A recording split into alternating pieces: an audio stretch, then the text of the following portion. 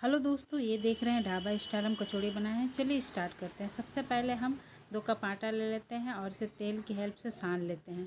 उसके बाद हम स्टफ़ के लिए सत्तू ले लेते हैं और उसके बाद प्याज, हरी मिर्च, अदरक, लहसुन और थोड़ा नींबू का रस, जमान मंगरेल सबको डाल के और टेस्ट के अनुसार नमक डाल के अच्छी तरह से मिला देते हैं। अब जो डो बनाए थे उसमें हम ये स्टफ़ को भर देते हैं और छोटे छोटे कचौड़ी का आकार दे देते हैं। देखिए इस तरह से, और बहुत धीमी धीमी आंच पे, धीमे ताव पे इसे हम फ्राई कर लेते हैं, डीप फ्राई कर देते हैं धीमा धीमा।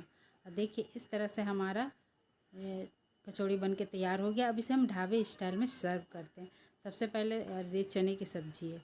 सबसे पहले दोनों कचौड़ी को हम तोड़ लेते हैं। 2 कचौड़ी जितना खाना उतना तोड़ लीजिए। फिर ऊपर से हम सब्ज़ी डाल देते हैं, उसके बाद प्याज डाल देते हैं, उसके बाद थोड़ा सा नींबू का रस और हरी मिर्च से सर्व करते हैं और बहुत टेस्टी लगता है। एक बार ज़रूर ट्राई करिएगा ढाबे स्टाइल कचौड़ी।